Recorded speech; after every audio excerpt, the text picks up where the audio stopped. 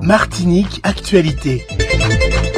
Après Trinité, après Ducos, Cher Jetsimi seront aujourd'hui au Diamant. Cher Jetsimi, une réaction déjà sur ce parcours, sur cette visite déjà de la ville du Diamant? Je continue le marathon, est très utile. Nous continuons le marathon, puisqu'il y a aussi d'autres élus avec les services techniques. C'est très enrichissant.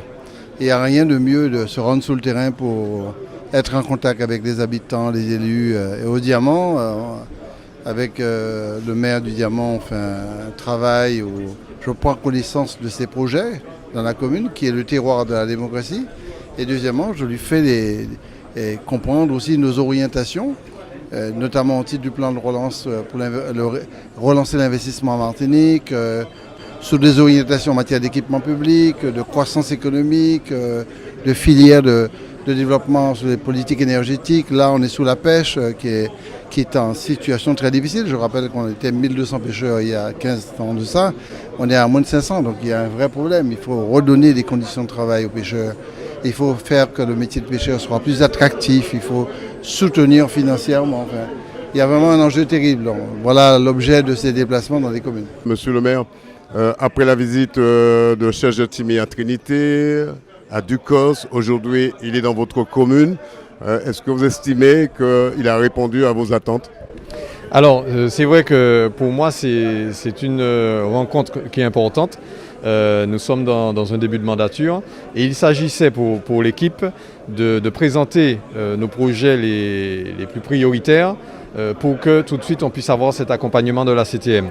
Donc satisfait oui, puisque au-delà des dossiers, on a fait une visite sur le terrain afin qu'on puisse avoir la réalité des projets que nous voulons faire avancer, la réalité des problématiques sur le terrain qu'on n'a pas forcément face à une feuille de papier. Donc oui, c'était important. Et puis aussi, par rapport aux projets qui émanent de la compétence de la CTM, je veux parler par exemple de la gare routière, je veux parler de la réfection des voiries de la départementale, de l'aménagement touristique des trottoirs. Donc c'était véritablement pour moi un point de départ afin d'avoir une collaboration sereine entre les deux collectivités. Bouéval Levarez, vous êtes le président des marins pêcheurs du Diamant. Deux mots sur la visite de Cher Jetsimi et du maire de la commune, Hugues Toussé. Ça s'est bien passé. Monsieur le président a pris toutes nos informations, tout ce qu'il fallait faire, tout ce qu'il a déjà fait. On l'a remercié pour tout ce qu'il a déjà fait pour nous, le hangar et tout. Mais il reste beaucoup à faire au niveau de la commune. Le maire il fait ce qu'il peut, mais comme le port de pêche, ça fait partie de la CTM, alors la CTM a déjà fait pas mal, il reste encore à faire. Et le président, il a retenu nos doléances et on pense que d'ici là, ça va s'améliorer. Et au point de vue infrastructure et machines à glace et tout. Alors on pense qu'après cette visite, qu'on aura des réponses et qu'on aura satisfaction. Quels sont les projets qui pourraient voir le jour rapidement? Évidemment, il y en a beaucoup. Le maire a présenté une vingtaine de projets et d'initiatives. Donc, pour l'instant, il y a des projets en cours qui avaient déjà été financés par l'aide aux communes. Bien entendu, il faut accélérer et mettre à jour les différents projets qui existaient déjà. Et puis il y a de nouveaux projets qui sont très importants autour de la restructuration du bourg, le renforcement de la pêche, des voiries à reprendre qui comportent un certain risque. Voilà, je pense que ce sont surtout des équipements internes à la commune. Maintenant, en ce qui nous concerne, nous voulons véritablement entraîner une dynamique forte vis-à-vis du tourisme. Et à ce titre-là, nous avons fait des propositions d'accélérer aussi les EAT, les espaces d'aménagement touristique et l'accompagnement en matière de désenclavement touristique, mais désenclavement tout court du Diamant. Diamant, pour aller vers Fort-de-France, il faut une étape vers Rivière-Salée. Enfin, voilà. Je pense que le plan de relance que nous présentons, et tout en absorbant certains projets des communes, ce n'est pas une multiplication de projets communaux, c'est aussi une ambition beaucoup plus large et beaucoup plus globale. Je pense au Sargasses, où je propose qu'il y ait un outil commun ça s'appelle un GIP, un groupement d'intérêt public, pour pouvoir prendre en charge et la question des sargasses collectivement et pas seulement laisser au maire du Robert, maire du Diamant, etc., s'en occuper. Beaucoup de projets ce matin lors de votre réunion avec le président de la collectivité, Serge Letchimy. Pensez-vous qu'il s'agit d'un véritable plan de rénovation pour le Diamant? Alors effectivement, dans les projets que nous avons portés, c'est 8 projets, un peu plus de 5 millions d'euros de financement. C'est une ouverture vers l'avenir. Donc oui, effectivement, le Diamant a besoin de cette relance.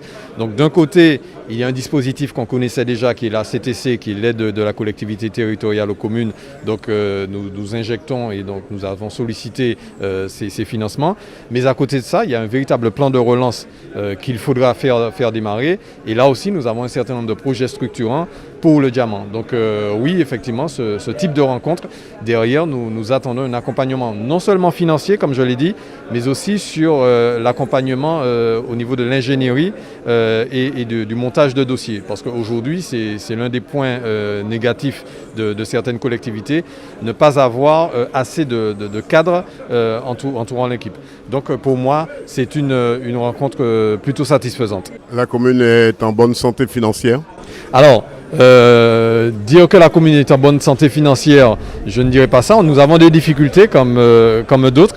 Nous avons effectivement une problématique que nous avons trouvée en arrivant, c'est l'affaire Cofic qui nous pesait pour plus de 2 millions d'euros au niveau du budget de la commune. Nous avons trouvé un protocole d'accord pour pouvoir étaler la dette sur 6 ans, pour pouvoir diminuer également la dette. Donc nous faisons tout ce qui est possible pour pouvoir retrouver cette sérénité financière et pouvoir développer effectivement les projets en cours.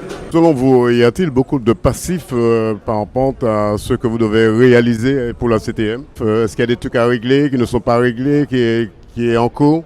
Oui, sur les équipements de proximité, il y a un enjeu, c'est qu'il y a des dotations possibles, mais il faut que les opérations soient réalisables techniquement, financièrement, etc. Donc on a 2 écueils. Et le premier écueil, c'est le problème de trésorerie dans les communes, parce que la commune a une bonne volonté, un bon projet, mais n'arrive pas à trouver la trésorerie, donc il faut aider la commune. Et vous avez un deuxième problème, c'est le problème d'ingénierie, c'est-à-dire maîtrise technique de l'opération. Et là, il y a des communes qui réussissent très bien, mais il y a d'autres communes qui ont du mal, parce que ces communes n'ont pas de services techniques pléthoriques, ou même s'ils ont des services techniques, ils ont besoin d'une ingénierie beaucoup plus puissante. Là, ce sont les 2 sujets qui peuvent constituer des passifs parce que les opérations qui étaient prévues il y a 6, 7, 8 ans n'ont pas été réalisées.